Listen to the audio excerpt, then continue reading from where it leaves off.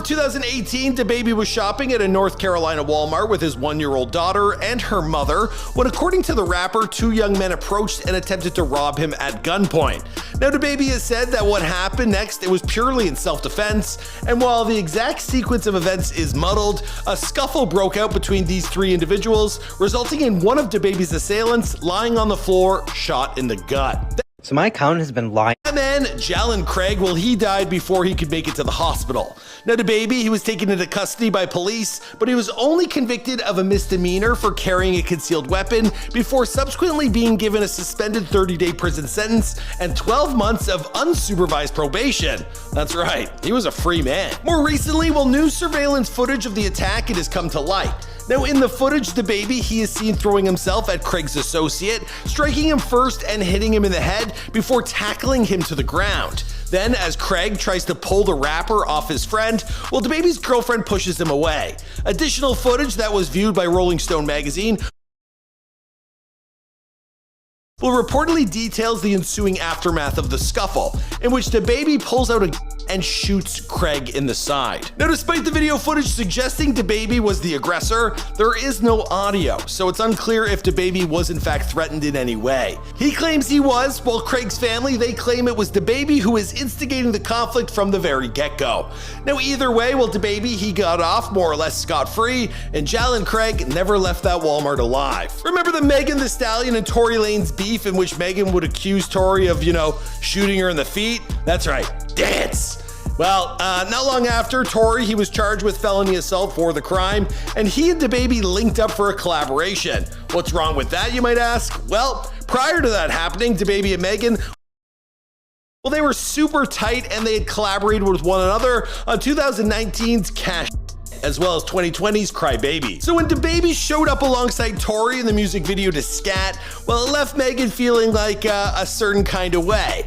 And she took to Twitter to insinuate that Dababy, well, he was telling her one thing in private, only to then go and do something very different in public. Dababy would respond by promising that he had no bad energy directed towards Megan, but then proceeded to take the stage at Rolling Loud directly after she had performed, while inviting alongside a special guest. Say it with me now, of course, it was Tory Lanez. Now, the duo, they performed Scat with Megan watching from the sidelines, and in most cases, well, that would have been enough for the internet to have absolutely exploded, and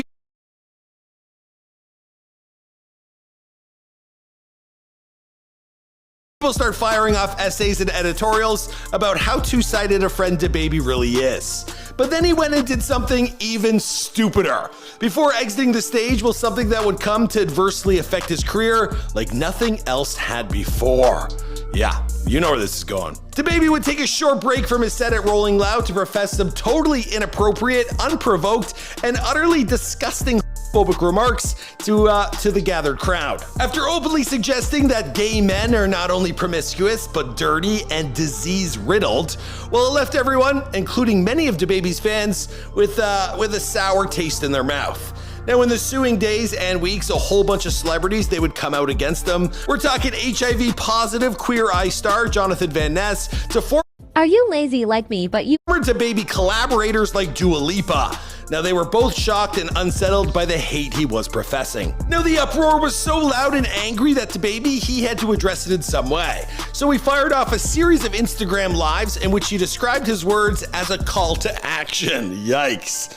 Bad idea. Partners like Boohoo Man Clothing, well, they would break all ties. Then scheduled performances, they were canceled at the Parklife Festival in England, Lollapalooza in Chicago, and the Governor's Ball in New York City. Now, all of whom they disinvited the rapper and they replaced him with other artists. Now that the controversy had finally begun to impact his bottom line, well, Dababy would muster up the humility to issue a formal apology on Instagram and acknowledge his own need for education while still somehow managing to criticize the speed of the online backlash.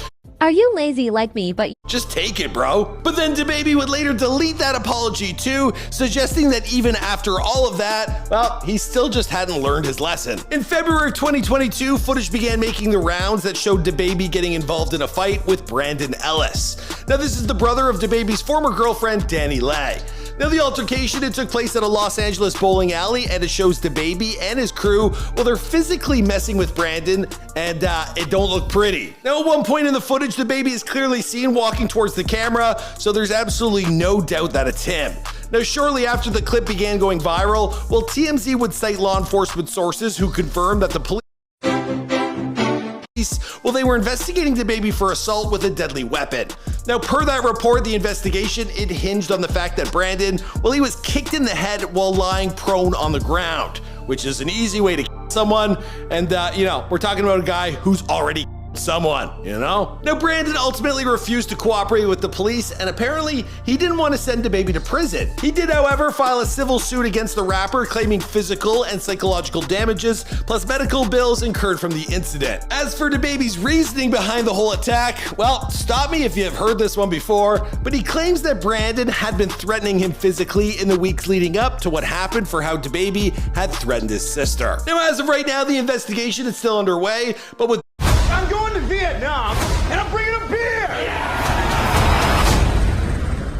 Brandon refusing to cooperate, I wouldn't expect it to go anywhere. Thankfully, Dababy, he's beginning to feel the ramifications of his outrageous behavior where it hurts the most. We're talking his pocket. Now, as of right now, Dababy's next concerts are scheduled to take place in Paris in October. November, he's in Houston, and well, I guess we'll have to see how those shows fare before we can really determine if people are just sick and tired of Dababy for good. As far as I'm concerned, however, audiences vote with their money, and if Dababy can only gather a crowd of 500 people in the party crazy city that is New Orleans, well, then something is definitely going on with his brand.